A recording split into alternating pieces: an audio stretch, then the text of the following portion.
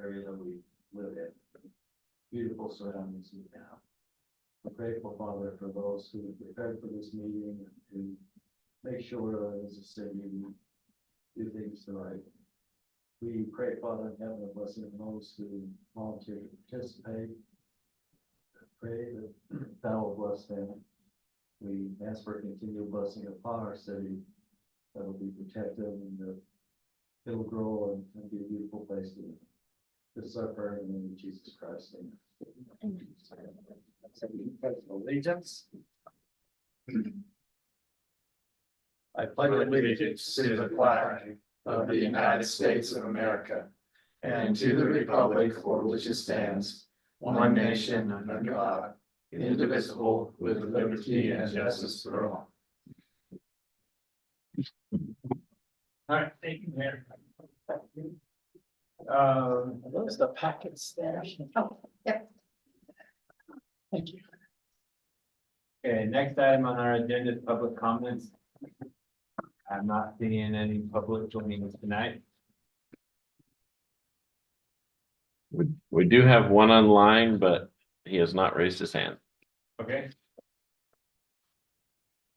All right, then we'll move on. Discussion on quarterly financials. Presenters, our finance director, Jamie Jones.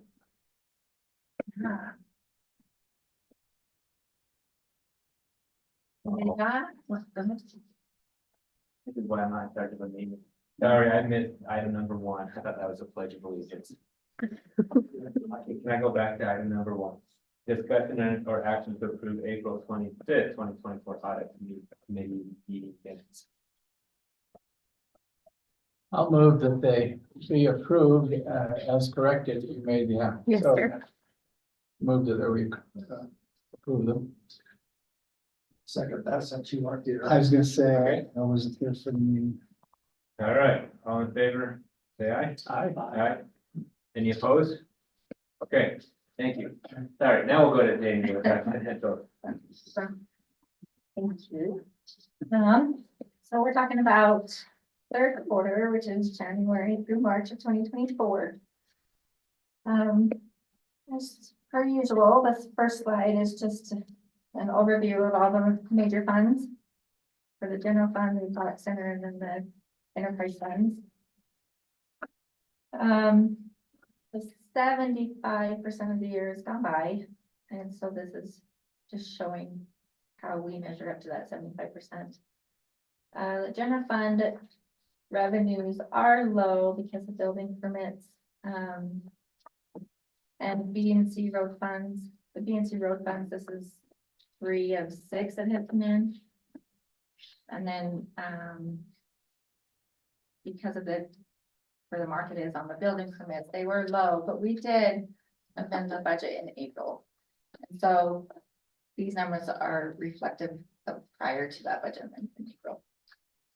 So we did adjust that down from 400,000 for building permits to 300,000.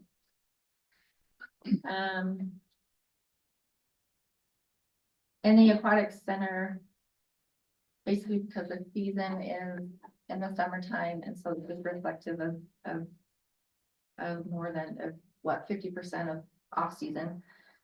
The water fund, we have those ARPA funds that were transferred over, and the sewer fund. I believe this is because of the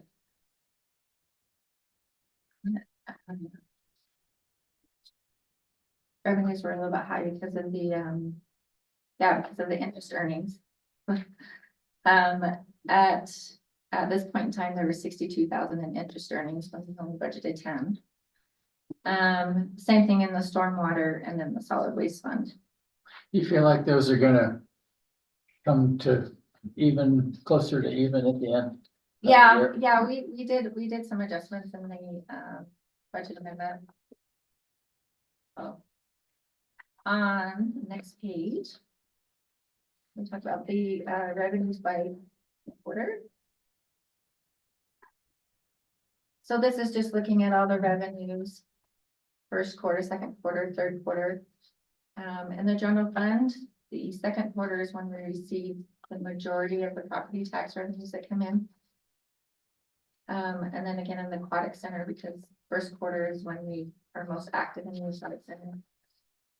Our water fund, the revenues are high in the first quarters when we transferred the main portion of the ARPA funds, and then second quarter was the rest of the ARPA funds as the water tank project progressed. No, you guys aware how much we got in like funds? I'm not. The 2.4 million we received in ARPA funds, that was, this That's council right. designated it to the water tank. That's right. Yeah, that was. That's supposed to be that without. When we first started the project, we were estimating it to be 7 million, and then ended up being 4. Just under 4, That's fantastic. yeah, and then Did you say we're estimating it to be 7? it was estimated to be 7 million, and then we bid it out again, yeah. And then sewer, storm, and solid waste funds are pretty much right on target there each quarter. As we look to the expenditures by quarter, Gene, kind of, yeah, go ahead. Snow removal comes from the storm fund. Snow removal is in the streets, which is general fund. Oh, thank you. That's part of the B and C road funds.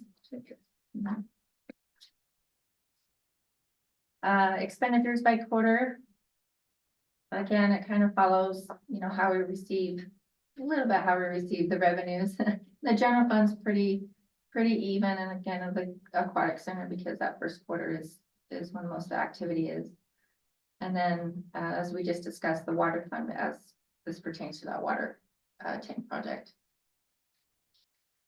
Solid waste funds, a little bit high, and that's because we had a purchase order out there that was for the prior year, but we couldn't get the cans in time, and so they came in, I think it was like late October. Oh, or not October, it would have been late September. And then we bought again in October.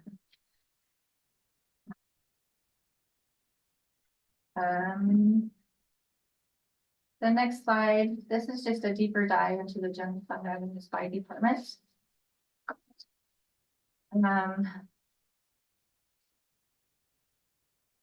The general tax, that is all of like the sales tax and the property tax received. And as we just talked about, we received the majority of the property tax there in that second quarter. There were also a little bit higher in sales tax revenue at this time. I believe it's right around 150,000 above projected. That's what majority makes up that 84%.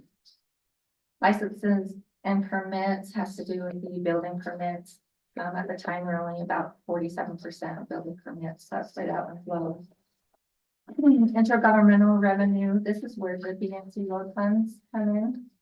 And so BNC road funds, we receive 6 deposits each year. And so, like I said, this reflects 3 of those 6 deposits. And then, let's see here. I think we were still, we were still waiting for about half of some of the grant funds that were expected to come in. Charges for services. This one seems high because we had a large influx of excavation permits come in from, I believe, the fiber optics for last summer and into the fall. They were just really plowing away on installing that, and so we were charging them. We were expecting around $4,000, and we ended up getting about $77,000 at this point in time.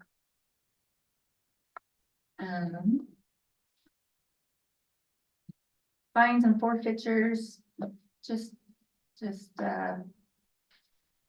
I don't know, 70% is right where we're at this time. Miscellaneous revenues. This one's interesting because for some reason, all of our copies and police reports and whatnot have consistently been coming in. Normally we put them under miscellaneous revenue, but my goodness, we have just a lot of revenue that comes into that. And then we also have just other miscellaneous revenue, trying to think of some, like some different sorts of registration. And then some,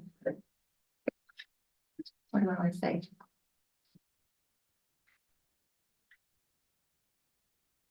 More than just copies and permits, but they're, like we've sold like surplus. We've sold some surplus equipment. I think we did that in the early year. That's the only thing I can really think of that's coming to mind. I mean, we did, there was some things at the old station we weren't gonna use that we sold, but it still doesn't seem like that much. Yeah, that's why we call it miscellaneous, right? Interest earnings, pretty much right on target. We did budget about 280, but as the year goes on, we're crossing our fingers that we'll make that. The 280. And then grants and transfers in. This is just further grant dollars and then other donations as the city receives it. And then transfers between sorry, if we're using fund balance like BNC road funds for certain projects. So was there a major grant or grants that we were expecting that didn't come through, or? No, so we're about 66% of some grant dollars coming in. We've received about 35,000. We budget donation dollars. But we also budget an expense line item to match that so that if the dollars do come in, we are able to spend them. And at this time, we're just not receiving those donation dollars.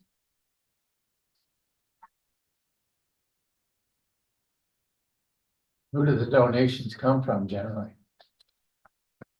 Public, yeah, yeah, where they come in for parks, they want to support parks,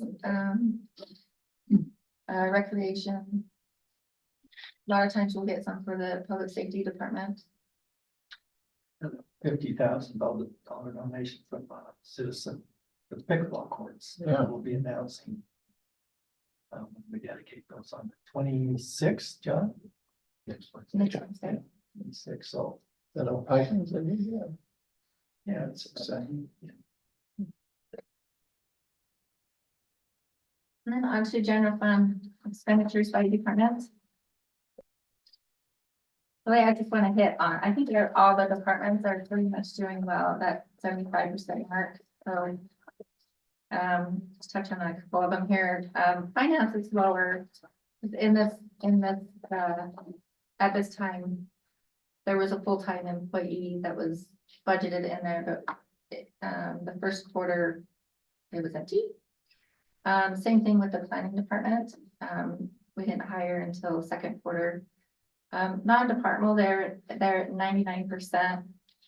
The majority of this is because we do the insurance payment right at the beginning of the year, which is a large chunk of that department's budget. The streets, that would have to do the 80%. There's personal plowing, those expenses rolling in. And let's see here, anything else? Public Works is Pub- off. Yeah, so this one's interesting. This one catches me off guard every time. And it's because their budget. The mayor said it perfectly the other day. How did you say it, Mayor? Their budget, so their budget is also allocated to other enterprise funds.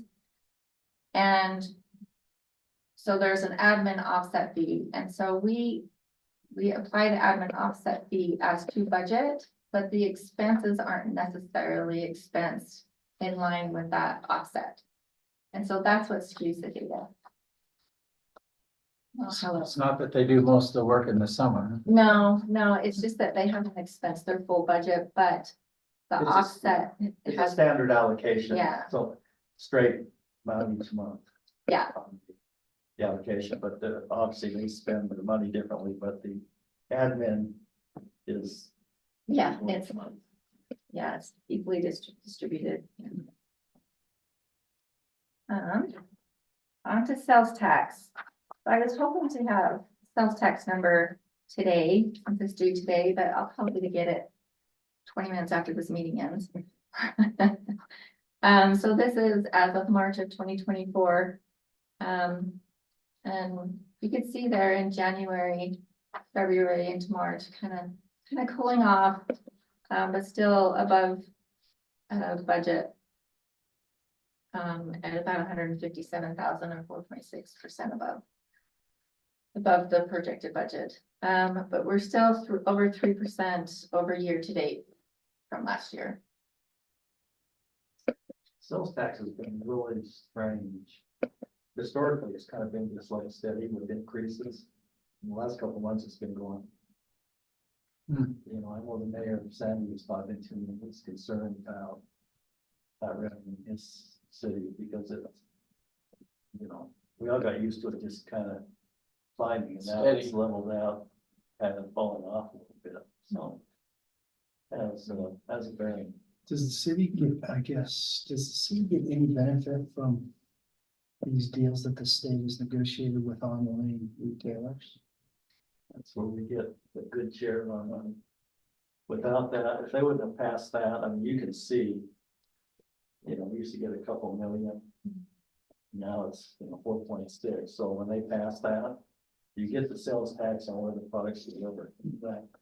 And, so I tried to get them to pass that 20 years ago and yeah. don't tax me, people wouldn't hear from it. Well, it's interesting because I remember talking to Justin Fawcett about this when he was our representative. And, he said, well, I'm not gonna put on the additional taxes. I said, you're not. If you really looked at your income tax form, Yeah, right. is that did you buy Yeah. products outside the state, then they want you to, but nobody checked the box, right? So it was a tax that was really in place. Well, it put brick and mortar stores at a disadvantage. That's why I was trying to change it. Yeah.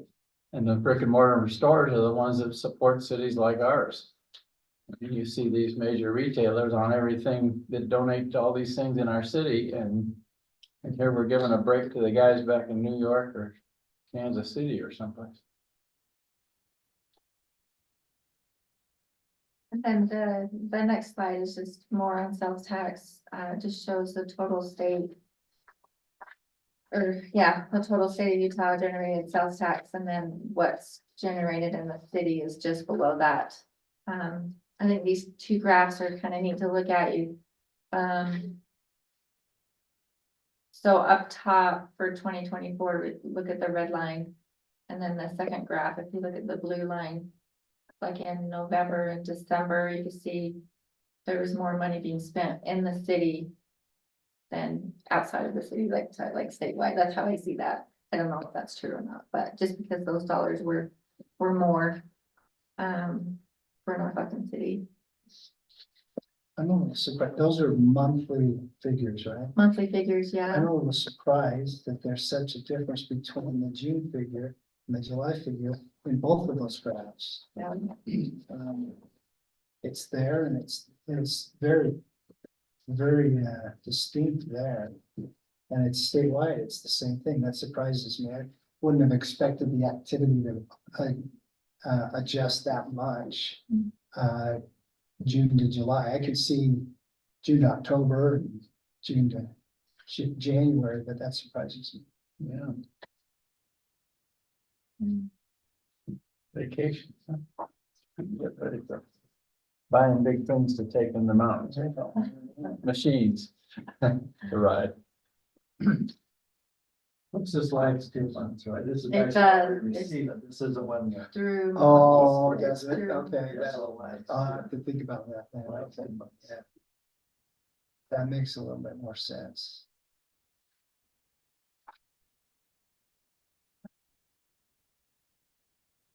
So just finance department update, we're just rounding the fiscal year 2024 budget.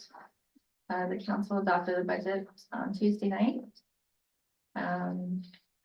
with a decision to go through truth and taxation and advertising at 9.5% property tax increase.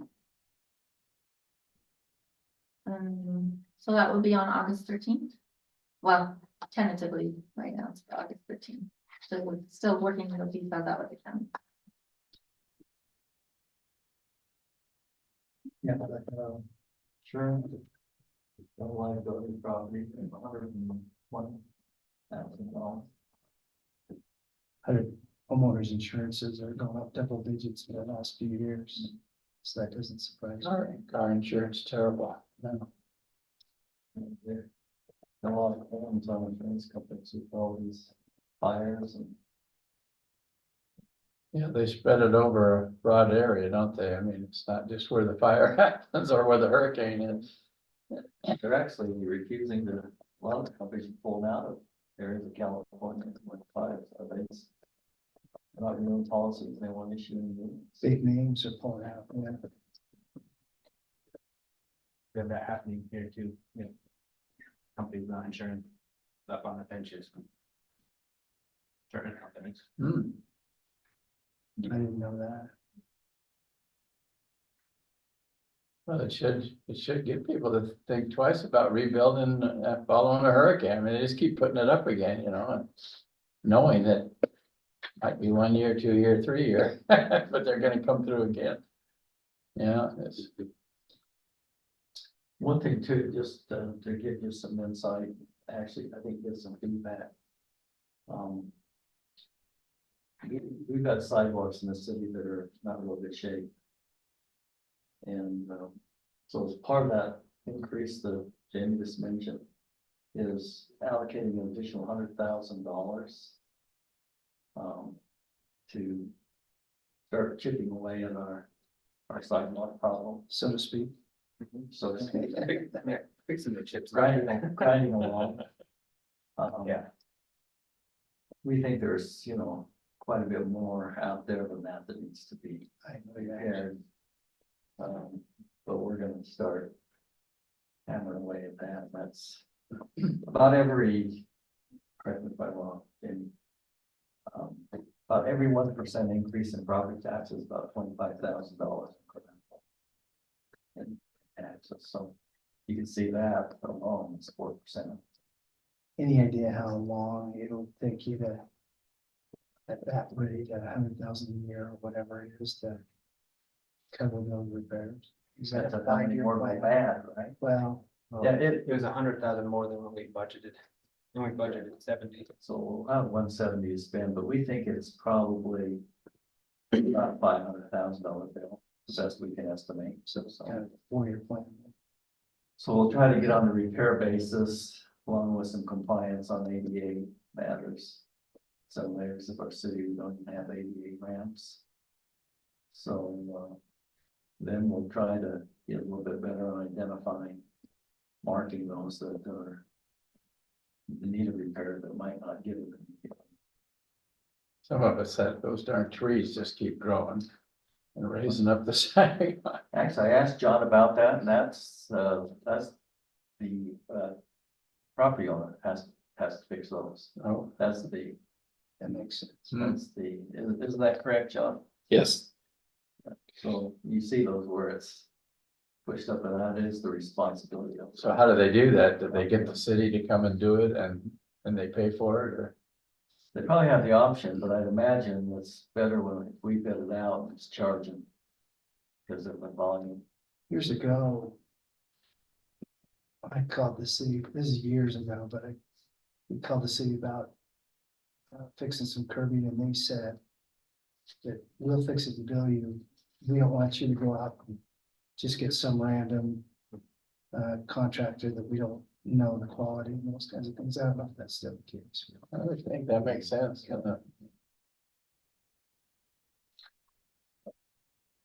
Lots of things going on, we're trying to get caught up on. Did you confirm, John, what Pleasant View's going? on there, Their Amy texted me that it was 19.45%. increase. That's what they're advertising. She thinks it'll be lower what they actually adopt. Oh, 18.45, sorry. That's a lot better. What did he say? He said that's a lot, he said that's 18.45. Oh, Right, so that's a lot better. Boy, 20% when you couple that on top of the increase in home values. That actually just generates the revenue.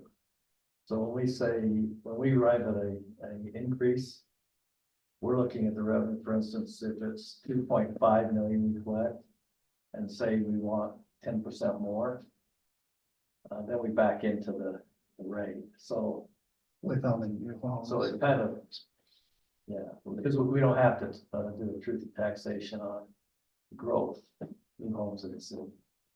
Just, so, so it kind of takes into effect the value increase when we look for the dollars, because this. Oh, I see. The county sends us a rate saying, okay, here's your certified rate, here's what you can charge without holding the truth in taxation. And how they do that is that the same amount of dollars we got last year, no matter what happens to values, same dollars, and then they let us get growth. Well, that makes a lot more sense. I'm glad I knew that. But I think our assessed value only went up, what, 0.65%?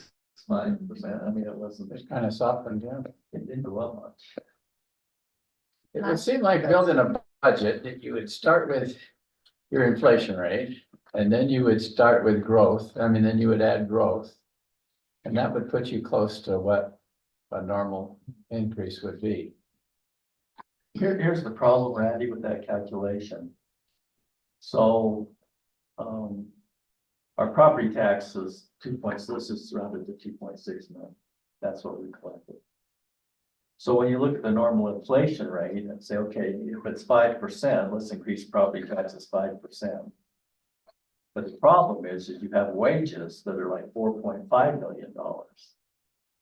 So if you take 3% or 5% on that, that's 200 and some odd $1,000. So you're applying it to us, the property tax increase is applied to a smaller dollar value versus your operating expenses. For example, like I said, if we had $2.5 million of property tax, we want to collect 10% more. That'd be what, $250,000 more. So we get $2,750,000, right?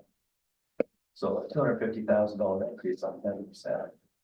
Well, a 5% increase in salaries is that same number.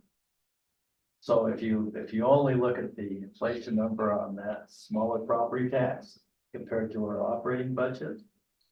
Now, if you said, okay, we're going to take inflation on our total operating budget, not just on property tax, then you can say that, but 3% or 5% on our operating expenses would be $500,000. I'm really surprised to hear your evaluations being moved.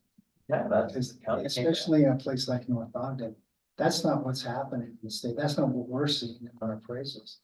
I read two weeks ago that the median home value in Utah now has gone over $500,000.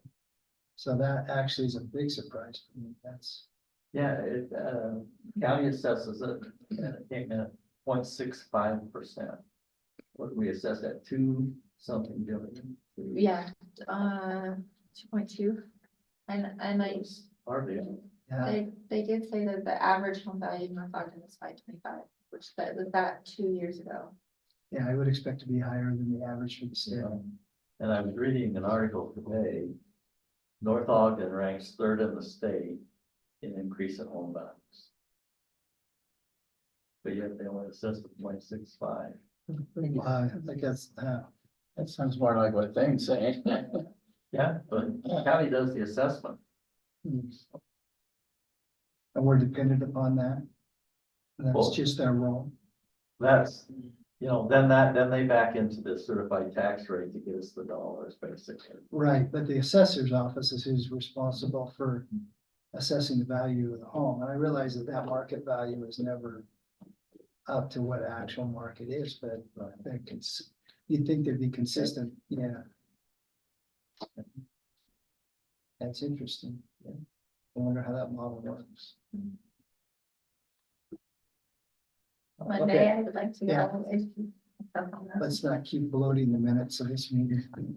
All right. So I'm gonna put you on the spot, so I just wanted to, just to make sure, Ben, Ben did come in and review third quarter, so I just wanted to go through it. He said that, so So bad. I think I got What'd it. you find in the third quarter? What's your report? We decided, what we used to get, this for information, is we did have these kind of reviews and then they come in and we have these surprises at year end. So this way, if something is up that we need to address, we find out about it.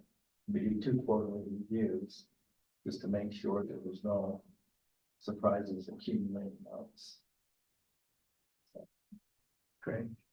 Does that make the audit easier?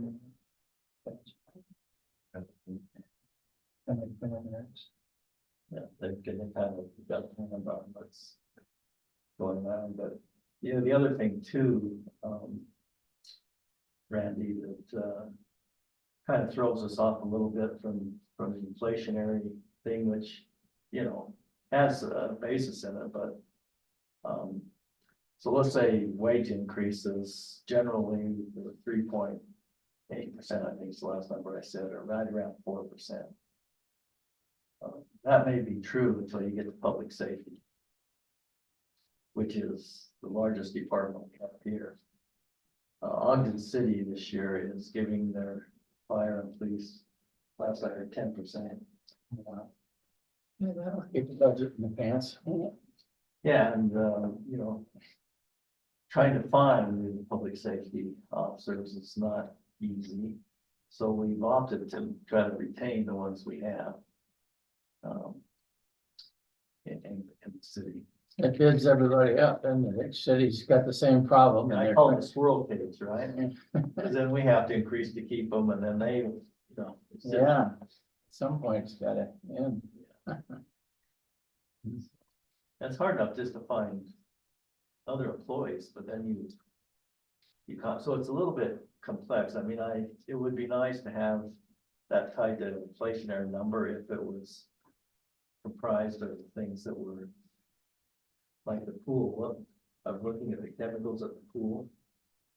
Like double. Yeah. Hmm. Certain things are not in line with the national number. Yeah, it's all the composition of what you're. So. Any other discussion on the quarterly? All right, so moving on, discussion on the Kennington Christensen service contract. And I'm presenting, we're gonna have some discussion in this contract. Yeah. What is that contract? So we, realized, probably a little bit ago, so a couple weeks ago that the contract was up on June 30. In here in what, 10 days. So we wanted to have a discussion of extending the contract. At least a year, if not 2. It was a 3-year contract originally. Question? Anything we're not happy with? No, I think Ben is great. He's, he comes in and he comes in the 2 quarters.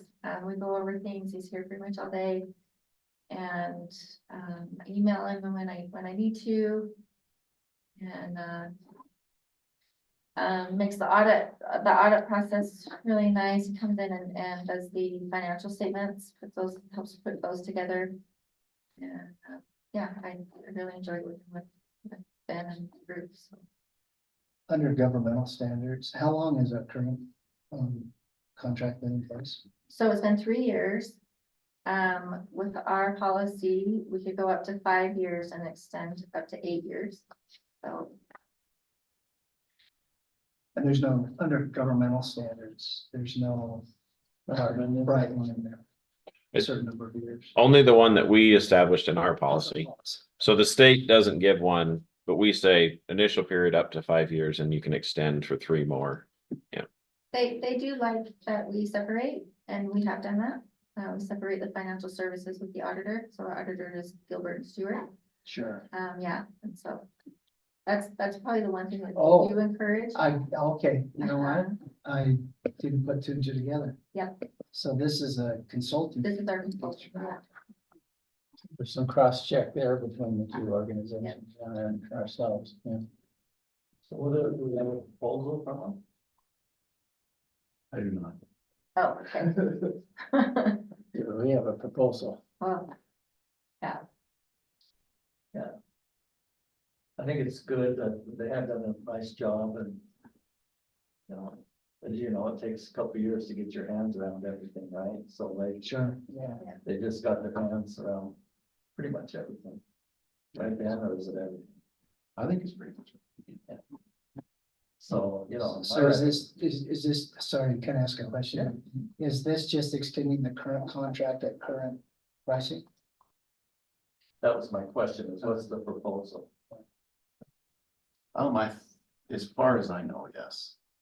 Cause I think we did something last year with an increase, but then our hours had dropped off so much that we just bagged the increase. Well, if that's the case, it's. Your hours have dropped off because you've got a handle on everything and it's a lot easier now that you can, Yeah, and Jamie's really good too. but- that helps a lot. Do you need a motion from the committee or? Did you get to say your recommendation? Well, I would recommend that we continue the contract, I guess, the period of the contract, I think, The question is it 2 or 3?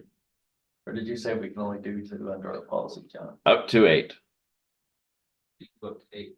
Combined for everything? Yeah, so at 8, we have to do an RFP and go out to bid. We've got 3 already. I don't see a problem with 3. Okay. Nope. I'd make a motion then, or somebody, Yeah, what's the procedure here? Do you need a motion? I think it'd be a motion to recommend. Yeah, it's not, doesn't say motion or action on the agenda, but. Would Make this, a recommendation. It's a recommendation. would this have to go to council? It's less than 25,000, so no. I would so move. I'll second. In a second. We need to do a roll call or we just voice vote. Voice. Okay, all in favor? Aye. Brian, you're on you're a committee member, are you voting? I guess I am. I've never voted before. Aye. All right. You're on the record. Yeah. That's exciting. Everybody opposed? All right. That motion passes. All right, so next up, discussion on the future 2024 audit committee meeting dates. I'm presenting these. I think we have a couple of dates. September 19th, Which one? September 19th, 2024. And then the next proposed meeting date is December 19th, 2024. Those are Thursdays. Yes. Does anyone have any conflict with these dates? Yeah, give me just a second, please. And I think the December one's the most important because that's right when our audit's coming out. Goes to council either right after that. Yeah, yeah. The ninth. September 19th. At one point, we all decided at 7 o'clock but then it got flipped back to 6. Did we decide to flip it back? or- September 19th is the week that we have our annual manager leadership summit in Salt Lake, and I would be at that and wouldn't be able to attend. That's for September. Even virtually, I wouldn't be able to attend that. I apologize. Wednesday, the 18th or something? Or then a week later, 26. Uh, um, I don't know what the procedure is to have these dates. Yeah, on the 26th, I'll be You'll be gone too. at an outside board. I think I'm gone on the 26th as well. I can't remember. Or the 12th. Well, might be I better. am available on the 12th, yes. Do we have to make a special? No, okay. special notice, whatever. We just say quarterly, Just before the meeting. yeah. So what were the meeting dates? you just September said? 12th, Okay, And then what was the December day? December 19th. Pretty sure I won't be out of town. Right before Christmas. That's fine with me. That works for my schedule. We need a motion, or if we just say we're good. I said we're good. All right. Okay, moving on, public comments. What about the 6:30, 6 o'clock, 7 o'clock? Is that, Okay, do you have any preference thing? I don't have a preference. Either works for me. You from there? I don't have a preference. Well, let's don't change it then. I kind of like the 7 o'clock myself, but, I think 6 o'clock's easier for staff, but that's, oh, that's a good, maybe I'm wrong. that's a good reason. you are not wrong. So that, I don't have a reason that good. Okay, all right. Now we'll move on to public comments. Member of the public. No raised hands. Raised hand. Okay. Committee members, staff comments. Any committee members have anything they'd like to bring up? Just two things briefly. I don't know if you saw this on the sales tax report. What is that? Maybe percentage of total received. Well, yeah, so I think it's 1% of things that are in the city. That's spent in the city, and the rest is a shared arrangement from the state. You can see that 69% of our sales tax comes from the allocation. And what's spent in the state, 31% in our city. That used to be 33%. So it's dropped a little bit. I got some information from John Bond at the treasurer's office. North Ogden City gets 94% of its property tax from residents. 6% from non-residents, property tax. To put that in perspective, Harrisville gets 15% from non-residential and 85% from residential. So you can see the burden of revenues through property tax is pretty heavy in our city.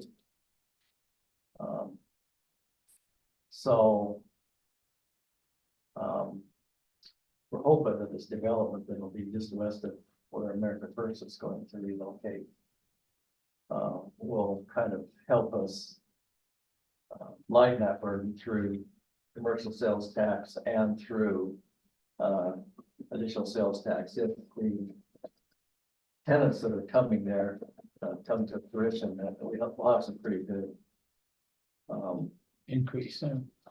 opportunities that need that. But for the money's in the bank, you never know, but you can see the Or the credit. that money's in the credit. Good point. So, you know, the burden is, and most of our residents don't understand that. That's why I think it's so important that this commercial development gets off the ground. I think it's a Chipotle, the next one that's supposed to be happening.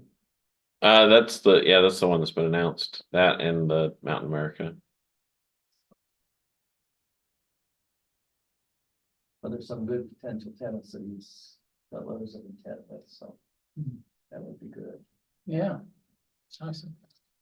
Well, if it matters to many, America First talked as soon as we closed, which has been a long time coming. We're very, very pleased that that happened. Talked just yesterday about what we can do to move that schedule forward. So we've got our group that is responsible, our call them operation services, but they're over all of our construction projects. And they're doing some homework for us. So by the time we meet again, we may be able to talk about some tentative dates. Because I think where the current building is one of the entrances into Correct. the development, so. And it was always our intent to move ahead as soon as we got the property taken care of. And we've been talking with Ryan, he's got the traffic study done. Yeah, we know. And they're, UDOT's wanting a light of 300. Yeah. East there as part of the approval process. process. So hope it'll move forward and kind of, I believe he's got that written in the development agreement. It's good news. yeah, we just have one more piece of the puzzle, right, John?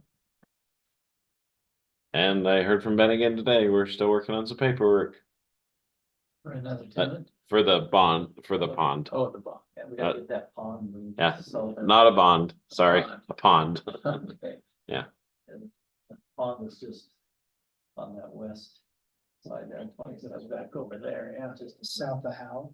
in the house, yeah, just, well, it'd be just Doesn't east of Ryan- Howe. West. Southeast, isn't it? West of Howe, is it west of Howe? Okay. Doesn't Ryan own that? He's got an offer in, but he can't do anything with it until we get Oh. the basin, because we're gonna have a place to I see. direct that water, and we're kind of waiting on the federal government. And yeah, and we are under contract with him. Okay. So he essentially is, he has the rights to pursue development, but he has to close before he can. And we have to move the pond to the mayor's point. Oh, we're waiting on money to do the pond then, huh? Only 5 years. It's, Ish. we first started this concept 10 years ago, so, but the Fed's 5 years. That feels like how long it's taken us to Get that property. close on that property. And then just one other thing, just as a reminder, Tim gave me this earlier. We did. The bit here now. Just January. January, as you know, we have a fund balance in the general fund. State limits that to 35% of your defined revenues.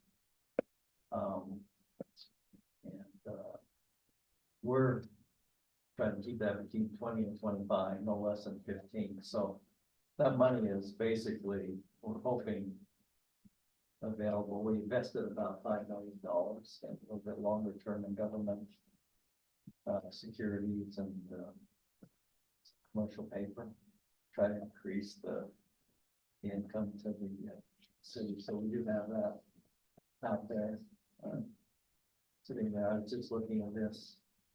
We had, just for your information, I can find it. About 3.4 million of that is maturing 2026 up to 2029, basically. So we have some locked-in rates. A little bit longer. When did you make those investments? Here's some of the rates, just so you're, I know you like the rates. Like we have a US Treasury that's at 464 that matures 26. They look at all these, they range from about 465 with a low of 440. Goes longer term investments. Yeah, for that duration, that's correct. So And then what, and then the money they're pulling out of the rainy day fund, that's gonna go where?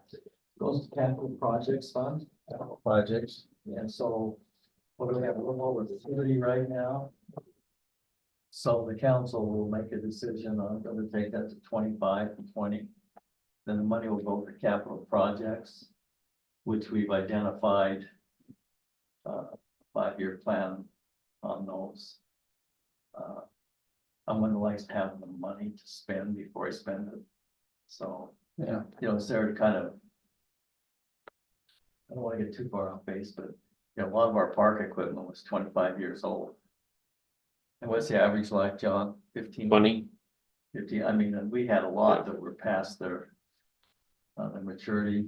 We do have money from WACOG to widen the street up to 3,100 now.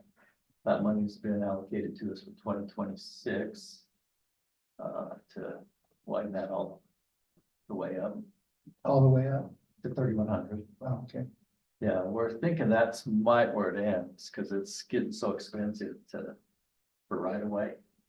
Yeah. By property, Yeah. we do own all the homes, don't we, up there? We own every home to 3100, nothing on the north side of the intersection, We but we may don't, have to kind of get one more piece when we were, yeah, we don't anticipate buying any homes outright, but we may need a little more land.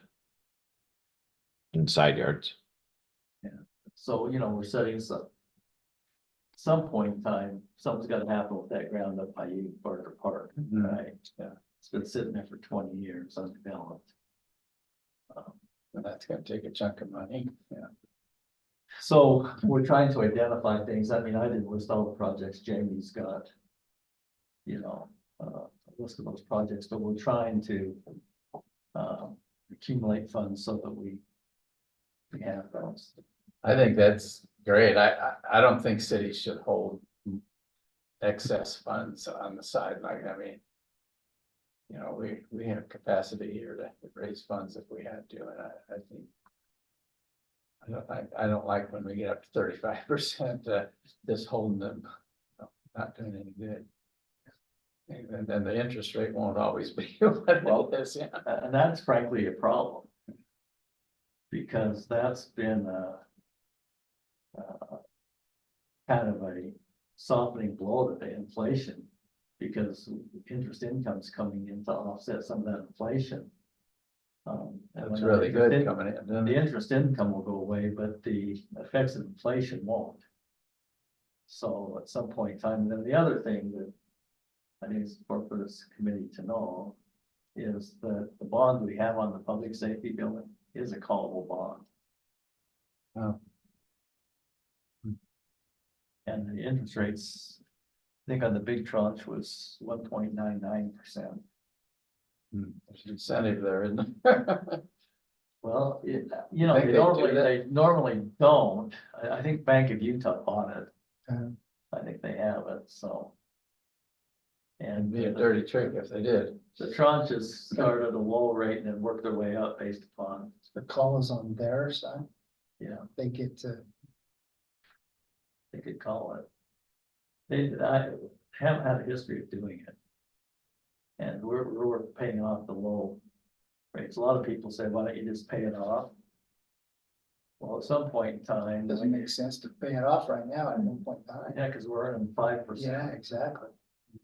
So, Maybe when we get to the bigger tranches. Yeah. well, the thing is The higher thing rated goes tranches. is, you can't, if you want to pay it off, you pay it off on the low rates first. Yeah. So you can't go out and pay off those high rates. You'd really be shooting yourself in the foot, because we've got, I think, some of those with like 0.99%. Timing was good on a lot of that stuff, wasn't it? That's what they say, time is everything. So since my time on committee, I don't think we bonded for anything. So I'm not as familiar with those activities other than, you know, conceptually, but when you have an institution like Bank of Utah that buys a bond or that lends us money, basically, and they have those options, do we have periodic meetings with them? Or do we just sit back and cross our fingers and hope that they don't? Don't want to raise the subject. We're hoping they'll forget about it. Don't kick that sleeping dog. I think we had, it's probably pretty small to them. We had the first tranche, I think, was 6.5 million, and the second one was 3. So we had about 9.5 million That's not small. there. So, yeah, we haven't taken the approach of, talking to them about it. We didn't want to bring it.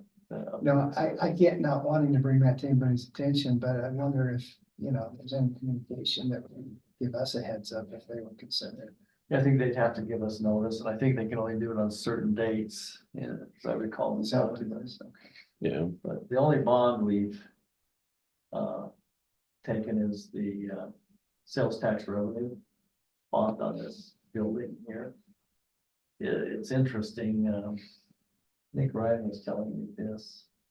Harrisville had plans to build a new city office, public safety building, and a place to house the fire, third fire station. And what was it, what, they think of 13? They went out to a bid for $12 million. This was a year ago. And, I mean, after they awarded the bid, we were involved in the whole time. Now it's up to 25 million for the whole project. That doesn't surprise me. Construction costs are just gonna go over. Yes, so. So I think we got the interest rate right, we probably did hit the low point in construction, but we hit a point where it leveled out for a while. It's good management, man. Luck, it's lucky, it's called luck. I'd say that. But Zion they played an integral role too in pushing the bond. They're our finance manager, right? I don't know finance director, but they were saying this is a good rate, don't let it buy. I mean, the council, we took grief because we passed a bond without one election, but. Or ballot. Yeah, on a revenue bond, you don't have to. On a general obligation bond, you have to take it to the ballot. But as John has said, what percentage did you say, like 40 or 30%? 52% don't pass on go bonds. The first try. The second time it goes up to like 60 or 70%, so that's why it drops down to like 30% don't pass. I don't think we were part of the calculation, but Nampa, Idaho just got best city in the nation. Provo got second place. Boise got third. They said a lot of that had to do with the fact that they had something like obligation bonds of $300 a person, whereas many cities had like $25,000 a person in the city, and in these big cities like Chicago and other places. Well, that's Terrible. another interesting thing. We did a calculation. I think the amount of sales tax per resident, we're talking was 220, Yeah, something like that, yeah. and like Sandy was near 400. So you can see our sales tax generation is much less too, so we gotta work on that. We're working on it. Okay, any other comments from committee members? Randy? No, thank you. Brian? Okay, staff, Jamie? Nope. Would you like to make that? Okay, all right, yeah. All right, then I'll look for a motion to adjourn. I'll motion to adjourn.